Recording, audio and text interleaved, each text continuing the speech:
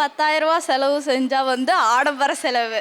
அவங்க மக காது குத்து வச்சா மட்டும் 5 பவுனில் நெக்லஸ் வாங்கி போட்டுறணும், 2 பவுனில் தோடு வாங்கி போட்டுறணும். 2 வயசு பிள்ளைக்கு 2 பவுன் தேவையா சார்? எனக்கு 10 வயசுலேருந்தே அப்பா அம்மா இல்லை.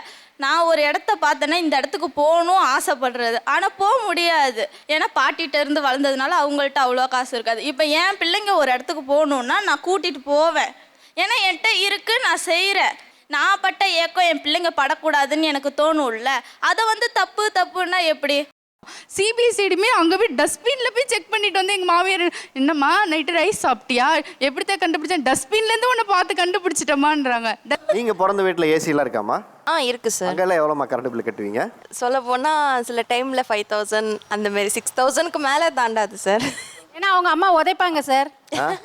கல்யாணமான புதுசில் புருஷனுக்கு மாமியாருக்கு போட்டுட்டு தான் மருமக சாப்பிடணும். கல்யாணமாகி குழந்தை பிறந்ததுக்கு அப்புறமா பிள்ளைக்கு ஊட்டணும். அதுக்கு எடுத்துகிட்டு போய் நான் வாயில் வச்சேன்னா அது இப்படிங்கும் அப்படின்னும் இந்த மாதிரி ரியாக்ஷன்லாம் கொடுக்கும் சார். அப்படி இருந்தும் அதை வச்சு வாயில் அந்த சிமெண்ட் பூசுவாங்க தெரியுமா சார், அந்த மாதிரி பூசி அப்பி 1 மணி நேரம் வெயிட் பண்ணி சாப்பிட்டு சாப்பாடு ஊட்டிட்டு அதுக்கப்புறம் தான் சார் நாங்கள் சாப்பிடணும். நான் வந்து ஒரு ப்ரைவேட் ஹாஸ்பிட்டலில் ஒர்க் பண்ணுறனால நிறைய ஸ்டூடெண்ட்ஸ் வந்து கவுன்சிலிங் வருவாங்க சார். சைக்காலஜிஸ்ட் கிட்ட ஒரு சிபிஎஸ்சி படிக்கிற ஸ்டூடெண்ட், ஐசிஎஸ்சி படிக்கிற student, they are coming for counselling. Psychologist சொல்கிறது என்னென்னா, சிபிஎஸ்சியாக இருக்கட்டும் ஐசிஎஸ்சியாக இருக்கட்டும், they are stuffing the knowledge. அவங்க வந்து ரொம்ப ஸ்ட்ரெஸ் போடுறாங்க சார் குழந்தைங்க மேலே. இப்போ எனக்கு தெரிஞ்ச என் ரிலேட்டிவ்ல ஒரு பையன் இருக்கான், யூகேஜி படிக்கிற பையன், சிபிஎஸ்சி ஸ்கூல். அவங்க வந்து ஃபர்ஸ்ட் ஸ்டாண்டர்டுக்கு ப்ரொமோட் பண்ண மாட்டாங்க சார். ஏன்னா உங்கள் பையனுக்கு சென்டென்ஸ் ஃபார்மேஷன் வரலை. சிபிஎஸ்சியுமே அங்கே போய் டஸ்ட்பினில் போய் செக் பண்ணிட்டு வந்து எங்கள் மாமியார், என்னம்மா நைட்டு ரைஸ் சாப்பிட்டியா, எப்படித்தான் கண்டுபிடிச்சேன், டஸ்ட்பின்லேருந்து உன்னை பார்த்து கண்டுபிடிச்சிட்டோமான்றாங்க. அனுஜ் டைல்ஸ் வழங்கும் வா தமிழா வா. இன்னைக்கு நாம பேச போகிற தலைப்பு செலவழிக்கும் மருமகள்கள் வெஸ் சிக்கனமாக இருக்க சொல்லும் மாமியார்கள். இந்த தலைப்புல விவாதிக்கிறதுக்கு முன்னாடியே ஒரு சின்ன விஷயத்த நம்ம அரங்கில நிறைவேற்றிட்டு பண்ணலாங்கிறதுக்காக இந்த ஒரு கேப் எடுத்துக்கிறோம். சாதிக்க துடிக்கும் பெண்கள் வெசஸ் முட்டுக்கட்டை போடும் அம்மாக்கள்ங்கிற தலைப்புல பிரியங்கா அப்படிங்கிற ஒரு பொண்ணு வந்து கலந்துக்கிட்டு பேசினாங்க. நான் ஒரு தொழில் பண்ணுறதுக்கு எனக்கு தேவையான ஒரு உதவியை என் வீட்டிலேருந்து செய்யலை சார். எனக்கு ஒரு 10,000 ரூபா இருந்தால் போதும், என் வாழ்க்கையை நான் வந்து நல்லபடியாக அமைச்சுக்குவேன் அப்படின்னு சொன்னாங்க. ஸோ நம்ம அரங்கத்தில் கலைஞர் டீம் சார்பாக ஒரு 10,000 ரூபாயும், நான் என்னுடைய என்ஜிஓ சார்பாக 20,000 ரூபாய் கொடுப்பதாக வாக்குறுதி அனுப்பிச்சிருந்தேன். ஸோ அவங்க நம்ம அரங்கத்துக்கு இன்றைக்கி வந்திருக்காங்க. வாங்க பிரியங்கா.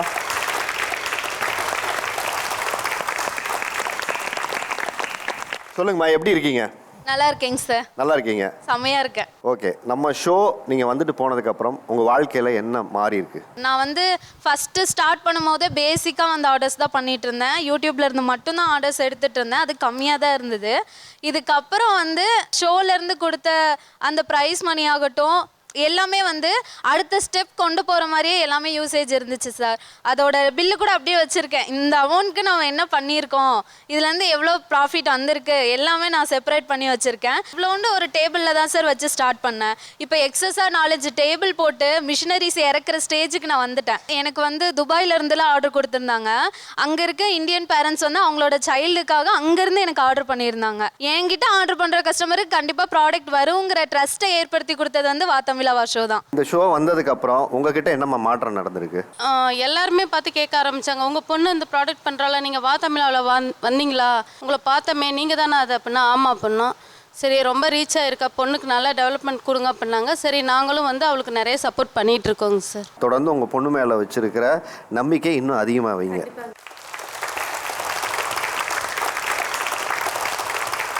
இந்த ஒரு பெரிய ஆப்பர்ச்சுனிட்டி கொடுத்த வா தமிழா வா ஷோக்கும் கலைஞர் டிவிக்கும் சேர்ஸ் என்டர்டைன்மெண்ட்டுக்கும் ஆரி சாருக்கும் நான் பெரிய தேங்க் பண்ணிக்கிறேன். நீங்கள் இல்லைன்னா நான் இந்த அளவுக்கு வந்திருக்க முடியாது.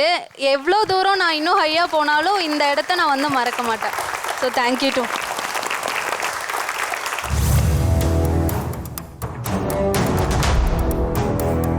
எல்லாருக்கும் ஒரு எதிர்பார்ப்பு இருக்கும், நம்ம வீட்டு வரக்கூடிய மருமகள்கள் எப்படி இருக்கணும், பையனுக்கு இப்படிப்பட்ட பொண்ணு வேணுங்கிறத தாண்டி குடும்பத்துக்கு லாய்க்கான மருமகளாக இருப்பாங்களா அப்படிங்கிற எல்லாருக்கும் ஒரு கேள்வி உள்ளுக்குள்ள இருக்கும். இப்போ எப்படிப்பட்ட மருமகள் வேணும்னு நினைச்சிங்க, அது எப்படியா வந்து முடிஞ்சிருக்குன்னு ஒன்று இருக்குல்ல, எங்கள் வீட்டில் தம்பி பொண்ணு தான். பொண்ணு பார்க்க போகும்போது சொன்னாங்க, பிரியதர்ஷினி 10 ரூபா செலவழிக்காதுன்னு சொன்னாங்க.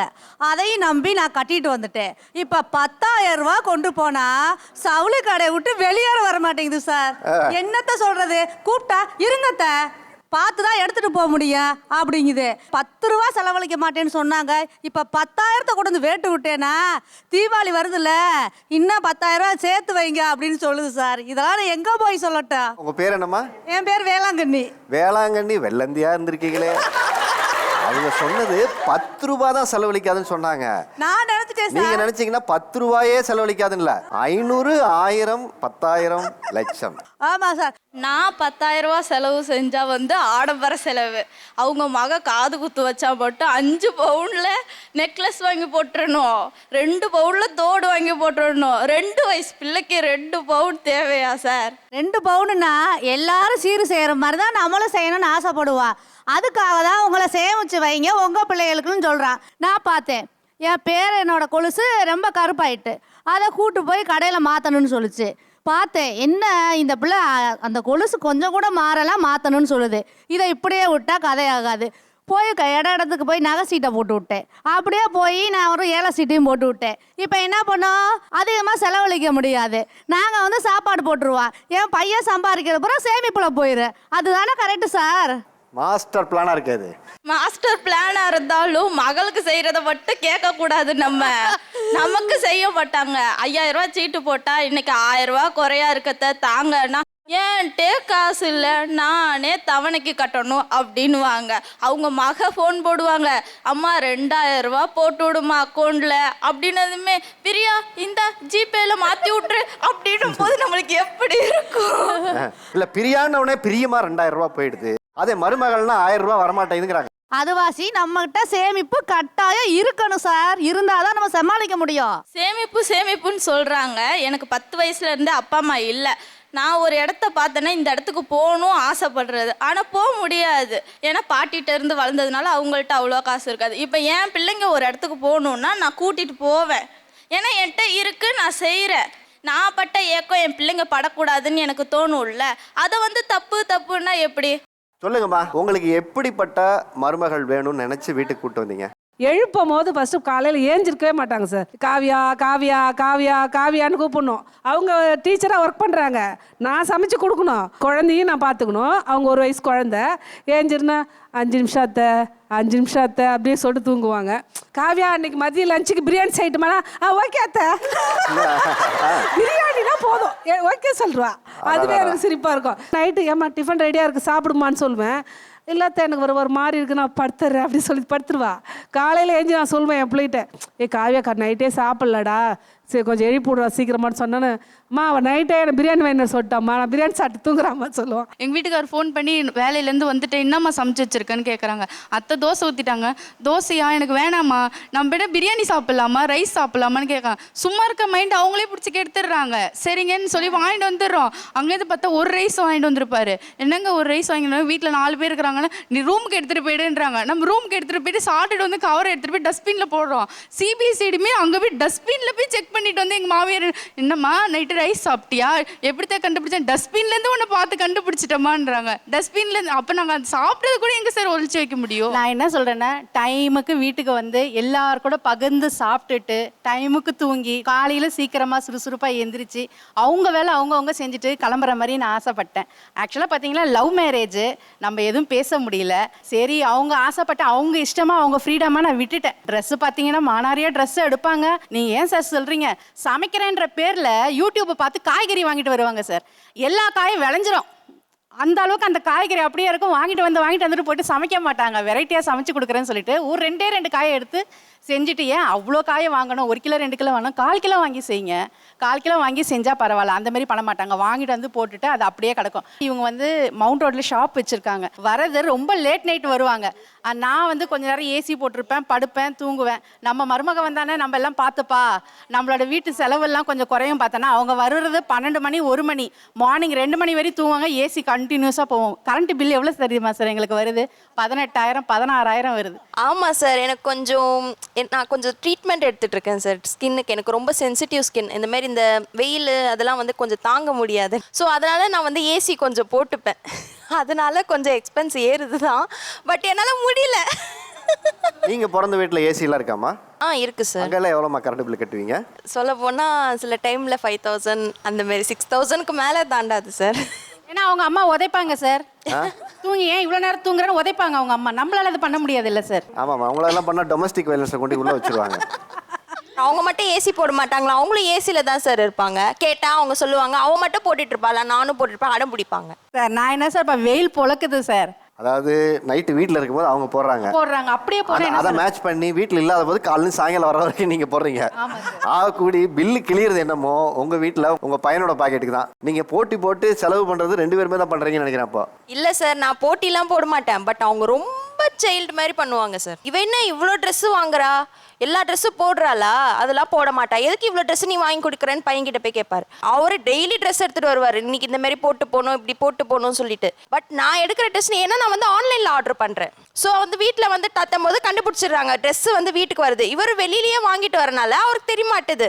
இவங்க வந்து கேட்பாங்க, நீ ட்ரெஸ் எடுத்துக்கூடா, நீ ஏன்டா இப்படி ட்ரெஸ் இல்லாமல் கிடக்குறா, அவள் இவ்வளோ வாங்குறா, உனக்கு ஏன்டா நீ வாங்கிக்கூடா, அப்படிலாம் வேற சொல்லுவாங்க. உண்மையாகவே வீட்டில் யார் சிக்கனம், பையனா, மருமகளா, மாமியாரா? சொல்ல போனால் நான் ரொம்ப சிக்கனெல்லாம் கிடையாது சார். அவங்க சிக்கனம் மாதிரி நடிப்பாங்க, அவங்களும் சிக்கனம் கிடையாது, அவங்களும் எல்லாமே வாங்குவாங்க. அதனால அவங்க வந்து ரொம்ப இதுவாக பேசுகிறாங்க, நம்பிடாதீங்க, அவங்களும் வாங்குவாங்க. கரண்ட் பில் சொன்னாங்கல்ல சார், இப்போ நாங்களாம் வந்து ஒர்க்கிங் சார். 9 மணிக்குள்ளே எல்லா ஹவுஸ் ஹோல்ட் ஒர்க்கையும் முடிச்சுட்டு வேலைக்கு போயிடணும். 9 மணிக்கு ஆன் ஆகட்ட டிவி சீரியல் நைட்டு 9 மணி வரைக்கும் ஓடும். ஏசி ஒரு பக்கம் ஓடும், டிவி ஒரு பக்கம் ஓடும். நான் நைட்டு திரும்பவும் 8 மணிக்கு வருவேன். 8 மணிலேருந்து 9 மணி வரைக்கும் சீரியல் பார்ப்பேன். கரண்ட் பில் வரும். சீரியல் பார்த்தே போச்சுப்பா, கரண்ட் பில் வந்துருச்சு. ஏசி போட்டே கரண்ட் பில் வந்துருச்சு. சார் நல்லா கால்குலேட் பண்ணிக்கோங்க. காலையில் 9 டு நைட்டு 9 அவங்க பார்க்குறாங்க, 8 டு 9 நான் பார்க்குறேன் சார். என்னால் கரண்ட் பில் ஏறிடுச்சிடுவாங்க. இன்னொரு விஷயம் சார், எல்லாரு கூடயும் சேர்ந்து சாப்பிட்ணுன்னு சொல்கிறாங்கல்ல, பிள்ளைங்களுக்கு ஊட்டாமல் நாங்கள் சோத்தில் கையை வைக்கக்கூடாது சார். இங்கே கேட்டு பாருங்கள் எத்தனை பேர் அந்த கண்டிஷன் ஃபேஸ் பண்ணுறாங்கன்ட்டு. கல்யாணமான புதுசில் புருஷனுக்கு மாமியாருக்கு போட்டுட்டு தான் மருமக சாப்பிடணும். கல்யாணமாகி குழந்தை பிறந்ததுக்கு அப்புறமா பிள்ளைக்கு ஊட்டணும். அதுக்கு எடுத்துகிட்டு போய் நான் வாயில் வச்சேன்னா அது இப்படிங்கும் அப்படின்னும் இந்த மாதிரி ரியாக்ஷன்லாம் கொடுக்கும் சார். அப்படி இருந்தோம் அதை வச்சு வாயில் இந்த சிமெண்ட் பூசுவாங்க தெரியுமா சார், அந்த மாதிரி பூசி அப்பி 1 மணி நேரம் வெயிட் பண்ணி சாப்பிட்டு சாப்பாடு ஊட்டிட்டு அதுக்கப்புறம் தான் சார் நாங்கள் சாப்பிடணும். அப்புறம் எங்கே சார் எல்லாரும் ஒன்றா உட்காந்து சாப்பிட முடியும்? ஒரு நாளைக்கு ஊட்டுறதுக்கு நீங்கள் சொல்கிறீங்களே, அதே மாதிரி தான் உங்களையும் ஊட்டி நாங்கள் வளர்த்துருப்போம். இப்படி ஊட்டி அப்படி ஊட்டி இப்படி ஊட்டுறதுனால தான் இன்றைக்கி உட்காந்து வந்து நீங்கள் பேசுகிறீங்க. சார் நான் ஒரு ஸ்டாஃப் நர்ஸ் சார், வெறும் 450 ரூபா சேலரி சார். ஒரு 50 ரூபாய்க்கு ஒரு 28 வருஷத்துக்கு மட்டும் மேனேஜர்கிட்ட கெஞ்சுவேன், சார் பால் காசே குறையுது சார், ஒரு 50 ரூபா கொடுங்க சார், பால் காசு 500 ரூபா வருது சார் மாதம். அப்படி கெஞ்சினேன். லவ் மேரேஜ் தான், அரேஞ்ச் பண்ணி தான் பண்ணாங்க. இந்த சிக்கனை என் மருமகளுக்கு வரணும், நம்ம இருக்கும் போதே நம்ம பிள்ளைங்களுக்கு கற்று தரணுன்றதுக்காகவே ஒரு உண்டியல் வாங்கி கொடுத்தேன் சார் பிள்ளைக்கு. காவியா, டெய்லி நீ எவ்வளோ செலவு பண்ணுற, டெய்லி நான் வந்து அத்தை 100 ரூபா போடுறேன்னா ஒன்றால் முடிஞ்சது ஒரு 50 ரூபா போடு, ஒரு 20 ரூபா போடுனா போட்டுட்டு தான் இருந்தா. ஒரு நாள் கடைசியில் என்ன வெயிட் கம்மியாக இருக்கு, இல்லை அத்தை அது நீங்கள் காயின் போடுறீங்க நோட்டாவும் போடுறீங்க அதனால் அப்படி இருக்கு, நான் வெறும் பேப்பராக தானே போடுறேன் அதனால் அப்படி இருக்குது. சரி ஓப்பன் பண்ணும் பாப்பான்னு சொன்னால் 1 வீக் கூட போட்டிருக்க மாட்டாங்க. அதோட எடுத்து என்னன்னா அந்த ரவ்வோண்டு முடியை எடுத்துன்னு போய் பார்லரில் போய் ஹேர் ஸ்பா பண்ணுறது, பெடிக்யூர் பண்ணுறது, பார்லர்லேயே கொட்டி கொட்டி அழுவுறது காசு. அவங்க பையன் தான் சார் வந்து நான் வேலை செய்கிறேன், நீ ஒரு இடத்துக்கு போகணுன்னா நீ இப்படி தான் இருக்கணும், இப்படி தான் மேக்கப் பண்ணிக்கணும் அவங்க சொல்கிறாங்க. அப்போ அதுக்கு தகுந்த மாரி தான் சார் நம்ம நடந்துக்க முடியும். நான் சொல்கிறது என்னென்னா சிக்கனமாக இருங்க, எங்களுக்கு கொடுக்க வேணாம். நீங்கள் வருங்காலத்தில் இப்போ எல்கேஜி அட்மிஷனுக்கே 1 லட்ச ரூபா கேட்குறாங்க சார். இதேமாரி போச்சிங்கன்னா அந்த பிள்ளைங்க மேக்கப் செட்டுக்கு, பியூட்டி பார்லருக்கு, செப்பலுக்கு, ஷூக்கு, ஹேண்ட்பேக்கு இதேமாரி அனாவசிய செலவு பண்ணிங்கன்னா இப்போ வர ஜெனரேஷனு நீங்கள் எப்படி என்ன பண்ணுவீங்க? இப்போ உங்களுக்கு உங்கள் பேரனோ பேத்தியோ கவர்மெண்ட் ஸ்கூலில் படிக்கணும்னு ஆசை. ஆமாங்க சார். நீங்கள் கவர்மெண்ட் ஸ்கூலில் படிக்க வைக்க மாட்டேன்னு சொல்கிறீங்க. அவங்களுடைய விருப்பம் எப்படி இருக்குன்னு நம்ம பார்த்துக்கிட்டு தான் சார் படிக்க வைக்க முடியும். குழந்தைங்களை விருப்பம் அவங்க பேர் என்ன வயசு ஆகுது? இன்னும் ஆகல சார், 10 month தான் ஆகுது. இவங்க குழந்தையாட்டம் இவங்களே பேசுகிறாங்க மெச்சூர்டு இல்லாமல். அப்புறம் என்ன சார் புரிஞ்சிக்க மாட்டுறாங்க சார். அந்த குழந்தை நடக்குது, அதுக்கு 4 செப்பல் சத்தம் கேட்குதான் அதுக்காக. எங்கள் மருமக இப்போ ஃபீஸ் வந்து என் பேத்திக்கு 1.5 லட்ச ரூபா செலவு ப்ளே ஸ்கூல். அதாவது ஃபர்ஸ்ட் ஸ்டாண்டர்ட் கூட போல, ப்ளே ஸ்கூலுக்கே 1.5 லட்சம் லெக்சர் வார்டில் படிக்க வைக்கிறாங்க. அது தேவையில்லாத செலவு தான். என் பொண்ணுங்க சார் ஒரு வருஷம் வந்து ஃப்ரீ எஜுகேஷன் தாங்க சார். எங்கள் ஊரில் ஒரு ட்ரஸ்ட்டில் இருந்து ஒரு ஃப்ரீ ஸ்கூலிங், காலையில் போனால் ஈவினிங் வரைக்கும் சாப்பாடு எல்லாமே அவங்க தந்துடுவாங்க. நாங்கள் போய் சேர்த்தோங்க சார். அந்த ஒரு வருஷத்தில் அவரோட ஸ்பீக்கிங் ஹேபிட்டு, பழக்கொழுக்கம் எல்லாமே ரொம்ப சேஞ்ச் ஆயிடுச்சுங்க சார். இங்கே இல்லாதது அங்கே என்ன இருக்குன்னு நினைக்கிறீங்க? கவர்மெண்ட் ஸ்கூலில் போகல ரொம்ப அடமெண்ட்டாக இருப்பா. அங்கே டீச்சர்ஸே ரொம்ப கம்ப்ளைண்ட் பண்ணிட்டே இருப்பாங்க. இங்கே வந்து பார்த்தீங்கன்னா நான் போய் கேட்பேன், என் பொண்ணு பேசுகிறாளுங்களா, பண்ணுறா, ஒரு பிரச்சனையும் இல்லைங்க, ஒரு கம்ப்ளைண்ட்டும் சொல்ல மாட்டாங்க. அவள் அது பண்ணாலும் அது இருக்கிறது தானுங்க, நமக்கு ரெடி பண்ணிக்கலாம், கொஞ்சம் கொஞ்சம் ரெடி பண்ணி. எங்ககிட்டயும் அப்படி தான் பேசுவாங்க, என் பொண்ணுகிட்டையும் அப்படி தான் பேசுவாங்க. பழக்க வழக்கம் வந்து நம்ம கற்றுக் கொடுக்குறது தான்.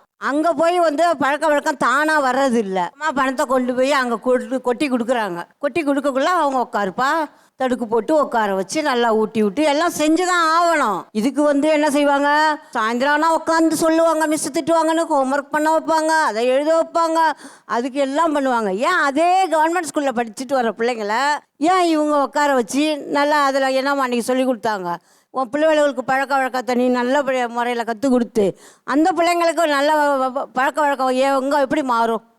நான் வந்து அதை வந்து சொல்லக்கூடாது சார். படிக்கணுன்ற பிள்ளை எங்கே போனாலும் படிக்கணுன்றது அது யாரும் எடுத்துக்கவே மாட்டுறாங்க சார். கான்வென்ட்டில் போய் பணத்தை கட்டி கல்யாணம் படிக்க வச்சாதான் அது படிப்புன்ற மாதிரி எல்லாரும் மைண்ட் செட்டில் வச்சிருக்கிறாங்க சார். இந்த ஸ்கூல் டிபேட் எங்களோட வீட்லேயும் போச்சு. என் ஹஸ்பண்ட் சொல்கிற ஒரே பாயிண்ட், உன்னாலேயும் ஃபீஸ் கட்ட முடியும், என்னாலேயும் ஃபீஸ் கட்ட முடியும், பட் அந்த அளவுக்கு எஜுகேஷன் சொஃபஸ்டிகேட்டடாக கொடுத்து நீ பிள்ளைய பழக்காத. போனால் ஏசி பஸ்ஸில் தான் போகணுமா, ஏசி கிளாஸ் ரூமில் தான் உட்காரணுமா? நான் எப்பயுமே நினைக்கிறது, பொண்ணு எங்கே இருந்தாலும் அந்த சிச்சுவேஷனுக்கு ஏற்றாப்புல என் பொண்ணு மாறிக்கணும். நான் லக்ஸரியஸாகவே தான் இருப்பேன் அப்படின்னு என் பொண்ணு வரக்கூடாது. குழந்தைங்களுக்கு கல்வி கொடுக்கும் போது மட்டும் காசு பத்தலைன்னு எப்படி சொல்கிறீங்கன்னு கேட்குறேன் நான்.